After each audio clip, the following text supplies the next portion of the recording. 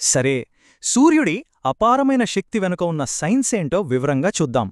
వింటే ఆశ్చర్యంగా ఉంటుంది. మనకు కావలసిన శక్తి ఎంత ప్రతి గంటలో భూమికి వచ్చేస్తుంది. ఈ శక్తిని సైంటిఫిక్గా ఇన్సోలేషన్ అంటారు. అంటే నేలని తాకే సూర్యరశ్మి అనమాట. మరి సూర్యుడు ఎంత పవర్ఫుల్ అయితే భూమిమీద అన్ని చోట్లా ఒకేలా ఎందుకు వేడిగా ఉండదు? దీనికి 3 ముఖ్యమైన కారణాలున్నాయి.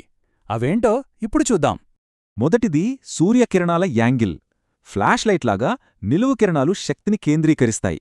ఇక రెండోది నేల, నీరు వేడిని పీల్చుకునే విధానం. నేల తొందరగా వేడెక్కి చల్లబడుతుంది.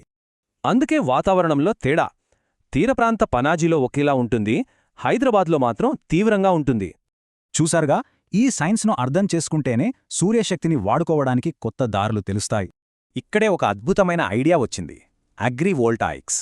అంటే ఒకే భూమిలో వ్యవసాయం, సోలార్ పవర్ రెండును. దీనివల్ల రైతులకు, ప్యానెళ్లకు, పంటలకు ఇలా 3 రకాలుగా లాభం. అందుకే ఇది ట్రిపుల్ విన్. అయితే సోలార్ పవర్కి ఒక పెద్ద ఛాలెంజ్ ఉంది.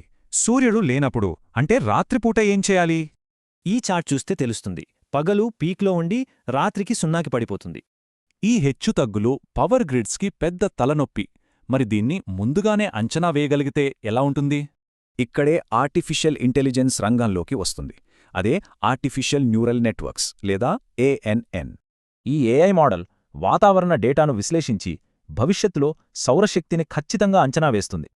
ఇలా ఖచ్చితంగా అంచనా వేయడం వల్ల సోలార్ పవర్ మన గ్రిడ్స్కి మరింత నమ్మకమైన శక్తి వనరుగా మారుతుంది. చూశారు కదా, బేసిక్ సైన్స్ దగ్గర మొదలై ఇప్పుడు ఏఐతో భవిష్యత్తులోకి అడుగుపెట్టాం. మరి ఏఐ కొత్త ఆలోచనలతో సౌరశక్తికి అసలు పరిమితి అంటూ ఉంటుందా?